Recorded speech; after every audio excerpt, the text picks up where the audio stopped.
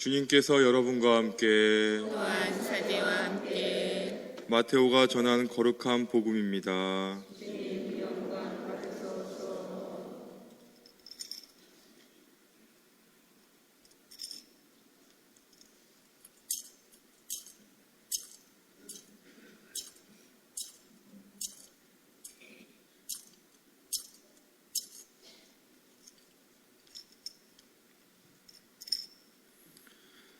그때 예수님께서 사도들에게 말씀하셨다. 사람들을 조심하여라. 그들이 너희를 의회에 넘기고 회당에서 채찍질할 것이다. 또 너희는 나 때문에 총독들과 임금들 앞에 끌려가 그들과 다른 민족들에게 증언할 것이다. 사람들이 너희를 넘길 때 어떻게 말할까, 무엇을 말할까 걱정하지 마라. 너희가 무엇을 말해야 할지 그때 너희에게 일러주실 것이다. 사실 말하는 이는 너희가 아니라 너희 안에 말씀하시는 아버지의 영이시다. 형제가 형제를 넘겨 죽게 하고 아버지가 자식을 그렇게 하며 자식들도 부모를 거슬러 일어나 죽게 할 것이다. 그리고 너희는 내 이름 때문에 모든 사람에게 미움을 받을 것이다. 그러나 끝까지 견디는 이는 구원을 받을 것이다. 주님의 말씀입니다. 그리스도님 참미합니다. 앉으십시오. 전미예수님, 저희 동기 신부 중에 민족 화해위원회 통일에 관한 북한에도 많이 갔다 오고 그런 동기 신부가 있는데 북한에서 탈출한 탈북자들 교육시키는 기관이 어딘지 아세요? 아시네요. 하나원에 가서 이제 한 분은 하나원에 갔는데 어떤 분이 고해성사를 하고 싶다고 그래가지고 이제 봉사장가 북한에서 탈출하신 분들은 거의 믿는 사람은 없으니까요. 북한에 종교 자유가 있어요, 없어요? 있다고요? 없죠. 근데 봉사자인 줄 알았는데 할머니가 한 분이 고해를 보려고 하는 거죠. 한 80이 넘으신 할머니께서 그냥 성호만 긋고 계속 울고 계시더래요. 가만히 들어보니까 일제시대 때 이제 유아 세례를 받고 그래서 이제 신앙생활을 좀 하다가 이제 남북으로 갈려져서 북한 이제 공산 정권이 들어오니까 자기가 천주교 신자라는 것도 감추어야만 했대요. 제일 먼저 감추어야 되는 거는 가족들. 그래서 가족들한테 먼저 자기가 천주교 신자라는 걸 발각이 되면 안 되나 봐요. 그런가요? 거기는 그런가 봐요. 그래가지고 이불 속에서 맨날 이렇게 성호 긋고 아침기도 저녁기도 이불 뒤집어 쓰고 하고 딸이랑 같이 탈출을 했는데 딸이 이제 국경을 넘으니까 안도가 되니까 그때 자기 자신도 모르게 성호가 그어지더래요. 그랬더니 딸이 뭐 하는 거냐고. 딸도 지금까지 엄마가 성호 긋는 걸 한 번도 못 본 거죠. 그러니까 60년 동안 그렇게 숨어서 신앙생활을 하다가 이제 60년 만에 고해성사를 하고 영성체를 하니까 그 심정이 좋겠어요? 나쁘겠어요? 좋은데 왜 눈물을 흘릴까요? 너무나 좋아가지고. 아무튼 만감이 교차되겠죠. 그렇죠? 그동안 참 살아온 거. 그래서 근데 그런 분들에 비하면 우리는 신앙생활 하기가 편해요, 안 편해요? 근데 잘 안 나오죠? 주차장 좁다고 안 나오고. 뭐 한다고요? 그래서 아무튼 그런 분들 이렇게 보면서 와 정말 우리들 현대에도 저렇게 박해받고 사는 사람이 있구나. 우리 박해가 옛날 얘기가 아니라는 거죠. 신자들 뿐만이 아니라 신부님들도 지금 굉장히 편하게 지내고 있죠. 우리 김대건 신부님에 비해서는 그때 김대건 신부님은 뭐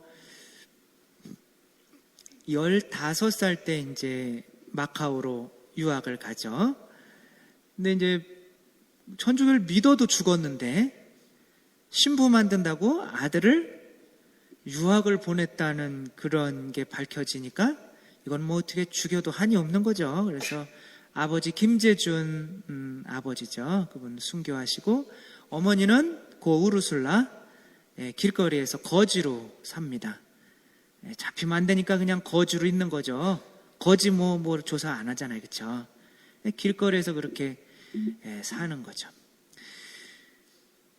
그런 거 생각하는 또 아들의 심정은 어떻겠어요? 외국에서 10년 동안 못 들어오고 저도 9년 동안 나가 있었지만 저희 어머니가도 이렇게 인천공항에 그냥 맨날 왔다 갔다 그랬대요. 심심할 때. 그 지하철이 공짜니까 맨날 왔다 갔다 그래요.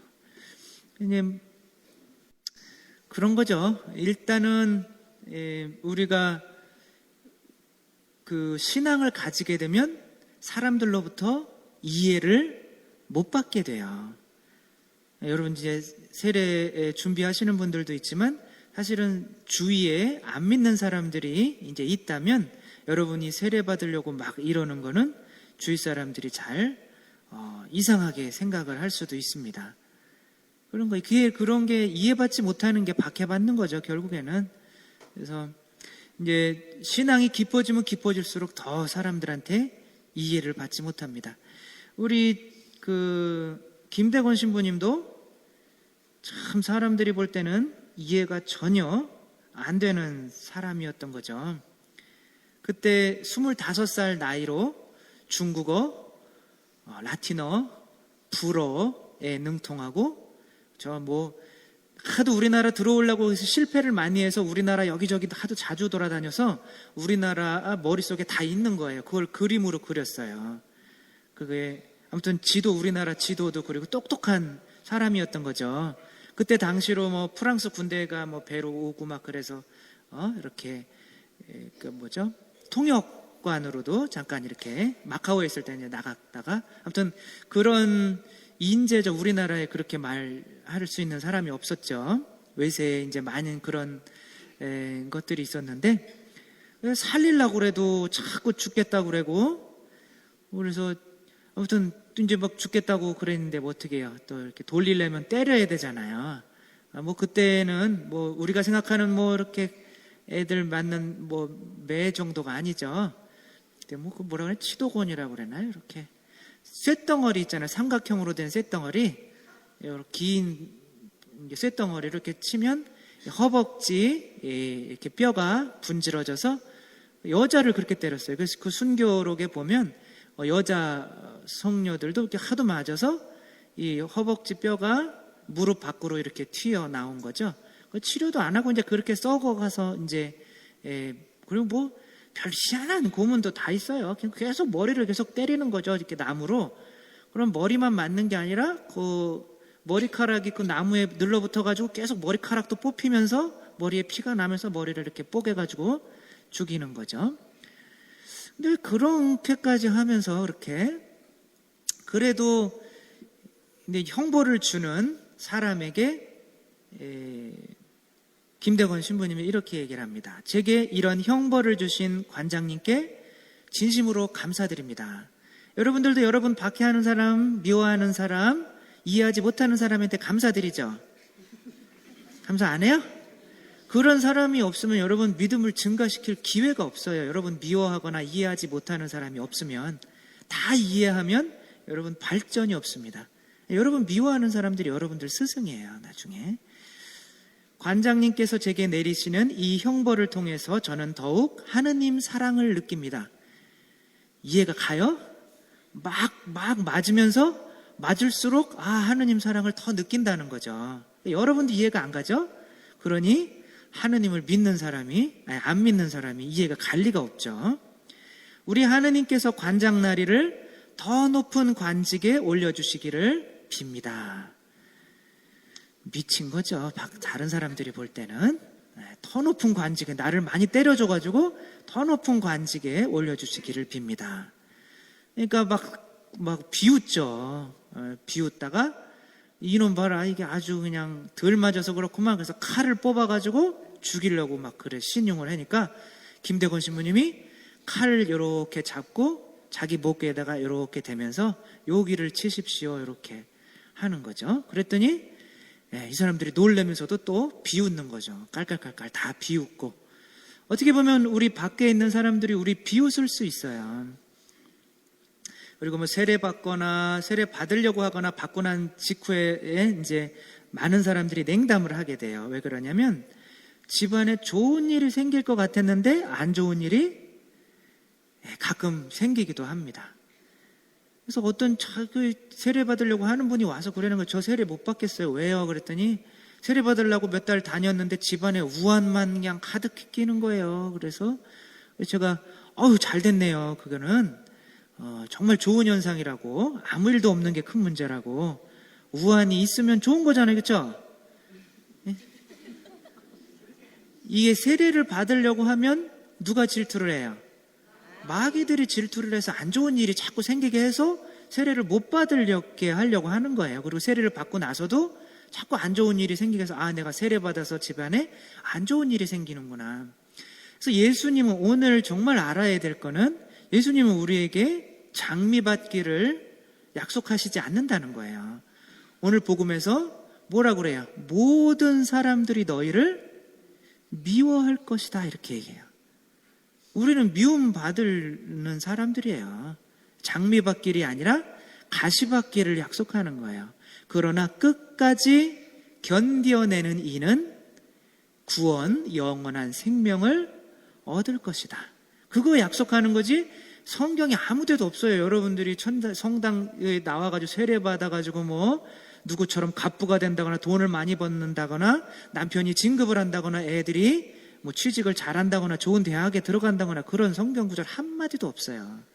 근데 우리들은 제자들도 마찬가지였어요. 예수님이 나는 십자가에 못 박혀 죽는다 맨날 이렇게 얘기를 해도 실제로 제자들은 예수님이 큰 왕이 돼가지고 자기들을 대단하게 해줄 거로 생각하고 실제로 죽을 때가 되니까 다 예수님 버리고 도망가잖아요. 아무도 이해를 못해요. 성경에서 약속하는 거는 사실은 가시밭길입니다. 그래서 좁은 문으로 가라고 하는 거잖아요. 그렇죠? 넓은 길보다.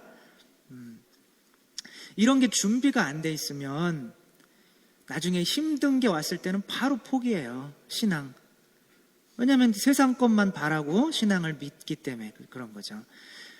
그러나 김대건 신부님도 좀 죽는 게 이제 좀 미련이 남는 분이 한 분 계셨는데 그게 누구겠어요? 어머니가 계속 살아계신 거예요. 어머니를 이제 죽기 전에 주교님한테 이제 어머니를 맡기는 편지를 씁니다. 저는 감히 주교님께 저의 어머니 울술라를 부탁드리옵니다. 저희 어머니는 10년 동안 못 본 아들을 불과 며칠 동안 만나보았을 뿐 또다시 홀연 잃고 말았으니 죽을 거를 확신하는 거죠. 주교님께 간절히 바라건대 슬픔에 잠긴 저의 어머니를 잘 위로하여 주십시오. 아주 그냥 죽으려고, 그렇죠? 우리 자주 쓰는 말이 그건 거죠. 죽으려고 환장한 거죠. 죽기 위해서 그냥. 그래서 우리들도 사실은 예수님 닮아가는 게 뭐예요? 예수님이 뭐 돈 많이 벌었습니까? 좋은 집에 사셨습니까? 예수님 닮아가는 길은 가시밭길 가고 십자가에 매달리는 길인 거죠. 여러분들도 뭐 저 좋아하시죠? 세 분이라도 있으니까 다행이네요. 아무튼 뭐 저도 항상 그거를 이제 어떻게 보면 기다리고 있어요. 많은 사람들에게 모두에게 사랑을 받는 거는 사실은 예수님 닮은 모습은 아닙니다. 나중에 예수님이 이 재판 받으실 때 뭐 어떻게 했어요? 모든 사람들이 다 저 사람을 십자가에 못 박으시오. 예수님 모든 사람들한테 이해를 못 받으셨습니다. 정말로 예수님 닮고 성인이 되면 모든 사람들한테 어떻게 보면 이해를 못 받는 사람이 되는 거죠. 근데 그런 거를 생각을 하고 있는 거와 하고 있지 않은가와 차이는 큰 거예요. 우리 아들이 갑자기 죽었네. 이런 하느님은 나한테는 없어. 이런 하느님은 나한테 하느님이 있다면 이럴 수는 없지. 성당에 안 나오게 되는 거죠. 가시밭길 우리한테 참아내는 거를 약속하셨지, 뭐 평탄한 그런 좋은 이 탄탄대로를 약속하신 게 아니에요. 그걸 알아야 되는 거죠. 남아프리카 공화국에 이제 무기징역 선고를 받고 어떤 사람이 들어왔습니다. 무기징역. 그러니까 밖으로 못 나가는 거죠. 죽을 때까지. 아주 그냥 수용소 뭐라고 그러나? 감옥에 갇혀가지고 있는데 이제 들어온 첫날 간수한테 이런 얘기를 합니다. 간수님, 제가 무기징역으로 들어왔는데, 여러분 같으면 뭐 하겠어요? 무기징역으로 들어왔으면, 이제 여기서 평생 썩어야 되는구나. 젊은 나이인데, 40 정도 된 나이에요. 젊은 나이인데. 근데 이 사람은 이렇게 얘기합니다. 간수님, 저한테 땅을 조금 여기 할애해 주십시오, 저한테. 제가 여기다가 정원을 만들고 농사를 좀 짓겠습니다. 아니, 얘는 들어온 첫날, 네 마음대로 해봐라. 그래서 그 땅에다가, 이제 상추, 이게 뭐, 특별히 관리를 안 해줘도 잘 자라는 거, 고추, 뭐 이런 것들을 심습니다. 첫 해에는. 그 다음에는 꽃들도 심습니다. 장미, 그러니까, 그 감옥 운동장 그런데 꽃이 피어나고 정원이 생기고 그러는 거예요. 이분이 70세가 될 때에 27년 동안 그렇게 살았습니다. 근데 외국에서 너무 야, 저 사람 내보내라. 저 사람 니네 사람도 아니다. 그러니까 이 남아프리카 공화국에서 이건 도저히 외압을 이길 수가 없는 거예요. 그걸 내보냈어요. 뭐 70인데 나가서 뭐 하겠어요? 이 사람이 흑인 인권 운동 하던 사람이었어요. 남아프리카 공화국은 누가 지배하는 거예요? 10%도 안 되는 영국인들이, 백인들이 지배하는 거죠. 왜 남의 나라 와가지고 우리 다 지배하냐 이거죠. 그래서 아프리카 그 흑인들의 인권을 위해서 싸우다가 이 백인들에 의해서 갇힌 거죠. 이제 나와서 이제 27년 동안 감옥에 있었으니까 이렇게 다 이제 죽을 정도 이렇게 기어 나올 줄 알았어요. 뭐 70인데 뭐 하겠어요, 그렇죠? 근데 나오는데 뛰어나오는 거예요. 어떤 젊은이 같은 사람이 으쌰으쌰 그러면서 27년 만에 나이가 70인데 그래서 사람들이 물어봤어요. 아니 도대체 5년만 있어도 저런 감옥에서는 사람들이 다 지쳐가지고 쓰러지고 병드는데 27년 동안 살았는데 어떻게 이렇게 건강하십니까? 물었더니 이분이 이렇게 얘기를 해요. 나는 항상 감사했습니다. 하느님에게도 감사하고, 이제 신앙이 있었죠. 하늘을 보고도 감사하고, 땅을 보고도 감사하고, 자라난 장미꽃을 보고도 감사하고, 항상 감사할 줄 알았다는 거예요. 왜? 자신이 이런 운동을 하면서 좋은 일을 하면서 좋은 일만 있을 거라고 생각하지 않은 거죠. 성경을 제대로 안 거예요. 그렇죠? 분명히 박해가 있고 십자가의 길이 있는 걸 아는 거예요.